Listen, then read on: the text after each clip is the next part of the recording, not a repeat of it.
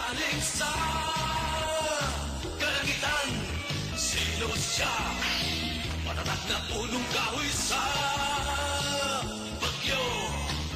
Ikaw na galing sa langit, umukaw ng kadiliman. Palaya na hangin tumabalot sa... Ako po yung nangilot dito. Tapos pag inilot mo, Pag inilot ko, gaganyanin ko lang yan. Siya mapapaangat. napapangat ka, sir. Mapapaangat yung dito niya. Napapangat ka sa sobrang sakit. Pag nakataligid siya. Yan lang lagi sa'yo masakit. Pag gaganunin ko na, doon na siya parang bibigay. Bibigay ka parang ano, parang hinihiwa ka ng blade. O parang sinusugatan ka ng kutsilyo. Masakit talaga. Kasi nga may kumukulam sa'yo, sir. Ha? Kita mo, wala na. Pukpukin mo. Masakit pa? Wala na. Lahat ito, didinan ko yan. May mga dasal yung kamay ko. Wala, di ba? Tanda mo sinasabi ko sa'yo, may kumukulam sa'yo, sir. Ha? Pero malaya ka na at magaling ka na, di ba? Salamat sa Panginoon Kristo. Salamat din sa pagtitiwala mo sa Panginoon Kristo.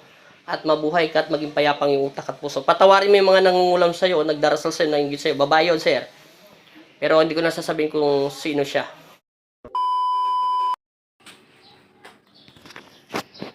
Lisa mo!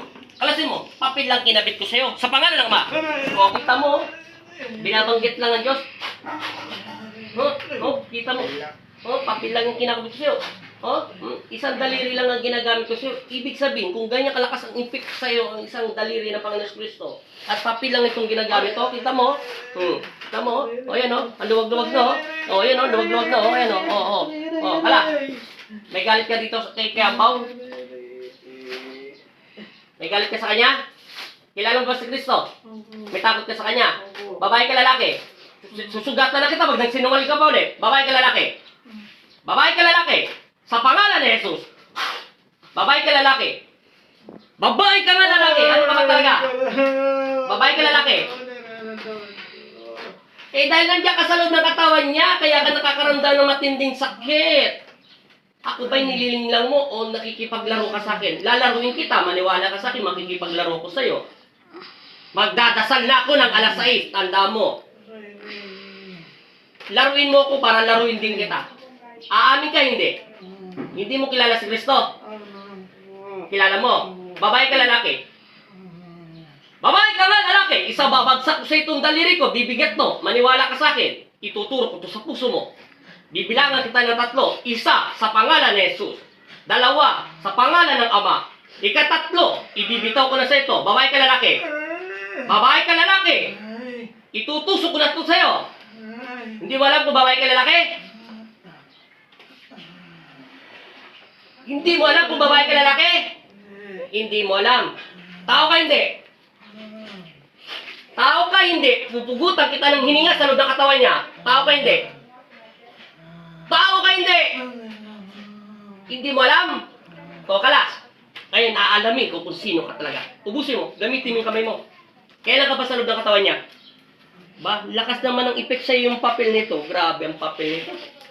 Ha? Sobrang init ang papel sa'yo ah. Parang ano, lumiliyab. Bilisan mo, kalasin mo lahat yan. Ubusin mo. Matagal ka na ba sa katawan ng taong ito?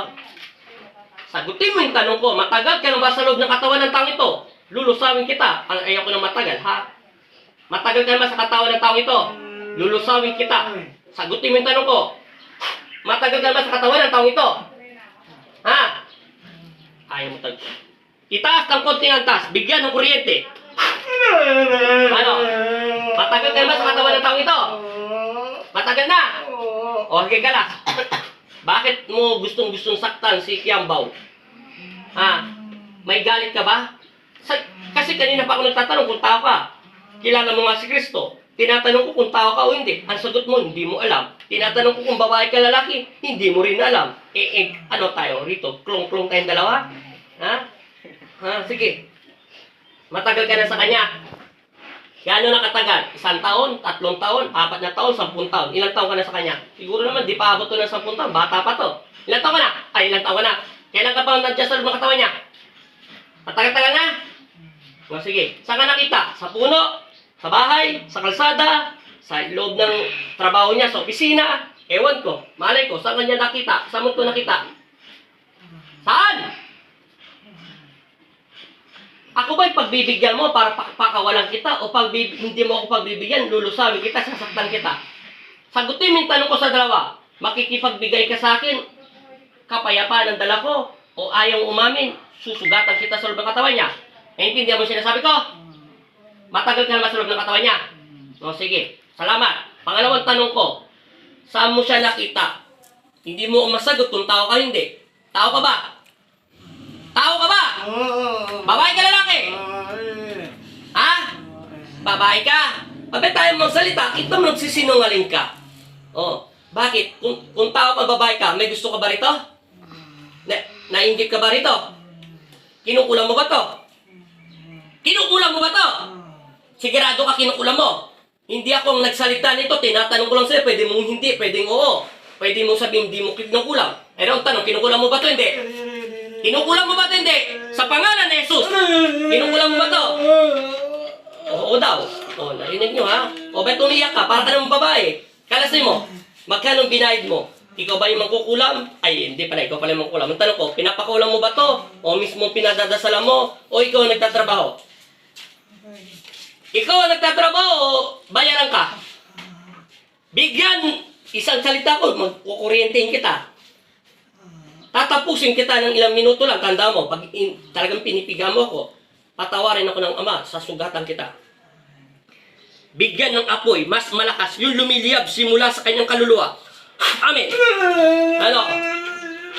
Ikaw ba mismo ang nagkukulam o bayaran ka magkukulam? Ikaw ang nagsalita, tinatanong kita kung elemento ka ba, tao ka ba, etc. Sumagot ka, ang tagal mo nga sumagot. Sinabi mong tao ka. Ano? Bigyan ng apoy. O, bigyan ng kuryente. Ano? Pilipitin kita ng pilipitin, ayaw mo umamin.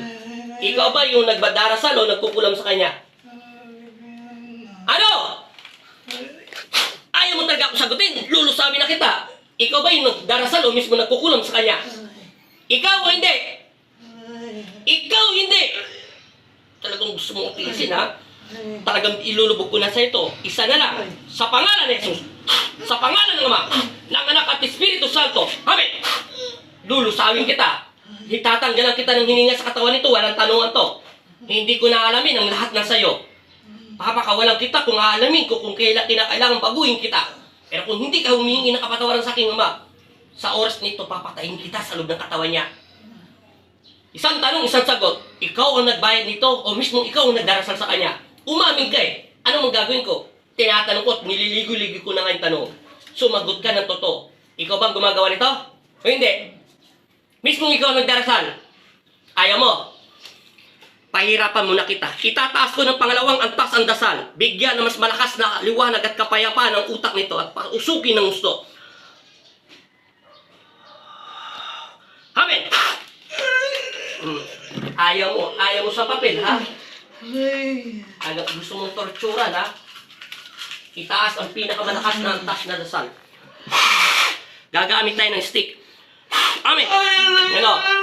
Positive, negative ang gagawin ko sa'yo para dalaw ko yung kuryente ko. Kaluluwa mo, spiritual mo, physical mo katawan. Ano? Kalasin mo lahat. Kalasin mo muna. Kalas! Kita mo, yan ang sinasabing totoong kinukulang siya o siya ang umamit, ha? Kita mo, sa lakas lang ng pitik. Bigyan ng kuryente. Kita mo, lakas ng kuryente, oh. Sige, ipasok lahat ng kuryente sa buong kaluluwa niya. Sige. Tanggal! May galit ka ba rito? O mismong ikaw ang nagkukulam o nag-uutos ka? Sagutin mo yung tanong ko. Ano?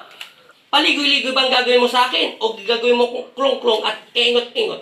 Tanda mo, naiinis ako pag ginagawa kong krengkoy. Maluwag ang utak ko at malinis pag umaamin ka ng totoo, pakakawalan kita. Kaya kung pinahirapan mo ako, mas pahihirapan kita. Sagot! Kanina mo pa ako tinatanong, kanina pa kita pinatanong, ayaw mo kong sagutin. Isang tanong, isang sagot. Alam ko na kung sino ka. Totoo ang sinabi mo, isa kang babae. Pero kung gusto ko malaman, kung ikaw ba mismo nagdarasal dito, o mismo pinadasal mo, alin lang sa dalawa, sumagot ka ng hindi, oo, malalaman ko rin yun kung magsisinungaling ka. Pawang katotohanan, ang katotohanan lang ang gusto ko malaman, kung bakit siya nagkakaroon ng matinding sakit doon sa likuran niya. Ayaw mo kong kausapin. Ayaw. Ay, ayaw nga talaga akong kausapin. Nagliligoy-ligoy ka, ha? Umanda ka ngayon. Pinagbigyan na kita, ha? Patawarin mo ko, Panginoon Kristo. sa pamamagitan ng pagsambit ko sa inyong pangalan, Panginoong Kristo, at lulusawin ko ang lahat ng kapangyarihan ng kadiliman na ito, kung sino bang nilalang ng babaeng masamang espiritu nito at nagsisinungaling. Nilulusaw kita sa pangalan ni Jesus. Pasintabi po, Panginoong Hesus, sa mga Nazareno. Ilawan niyo po ang aking dalawang daliri at gamitin ito sandata at kasintalas po ng kidlat at kasintalas ng espada ni Rafael upang patagalan ng hininga ang mga masasamang espiritu at mismong nagkukulam sa katawan ng taong ito. Tinatanggalan kita ng hininga, pinupugutan kita ng sa espiritual mo at kaluluwa mo. Nilulusaw ko to at ibinabalik ko to sa impyerno upang hindi ka na makapinsala ng buhay na tao at wala kang karapatan na husgahan ang taong buhay. Ang aking ama lang ang may karapatan nito. Sa pangalan ni Jesus, lalong-lalo na sa mga kasalanan mong ginagawa sa espiritual ng katawan ng lupa, ginagamit na sa espiritual ang kapayapaan at pag-ibig, hindi ginagamit sa kadiliman. Amen!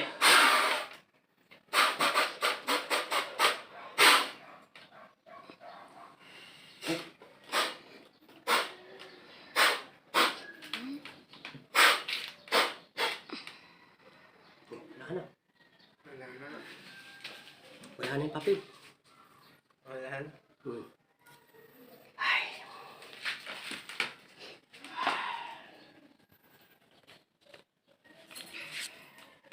Gising! Kaya sir, parang hirap na hirap talaga sa posisyon. Tinutulugan mo ko kanina lang kita kinakausap. Sabi ko sa'yo, pikit mo na yung mata mo eh. Sabi ko, tinatanong kita kung anong pangalan mo. Sabi ko, pikit ka lang. Bakit kulang na lang? Tadyakan mo ako eh. Anong pakiramdam mo? Nahilo ka? Ha? Nahilo ka ba? Sagutin mo yung tanong ko. Nahilo ka? Hindi. May tanong lang ko sa'yo, napakasimple lang. Babalik ko yung lakas mo, madali lang yan. Hingi tayo na tulong sa Panginoon. Basic lang yan para sa Panginoon. Ibig ko sabihin, meron? Dahil pumipigil nga sa bibig niya. Dalawa hinala ko sa'yo. May nagdarasal sa'yo kung saan ka nagtatrabaho. Yung isa nagdarasal babae. Totoo yung babae siya. Hindi ko lang alam kung kamag-anak, kung natutunan niya to sa lola niya, o sa ninuno niya, o talagang pinag-aralan niya to. Pangalawa, yung masamang espiritu, okay lang yun, madali lang lusawin yun. Pero ang tanong ko lang sa'yo, mayroong nagdarasal sa'yo, automatic may nangungulam sa'yo. So, hindi lang ngayon niya, matagal na. Matagal na daw niya sinasabi. Nililigoy-ligoy niyang utak ko. Eh, hindi niya naman ako maisan. Papel lang ang ginamit ko sa'yo.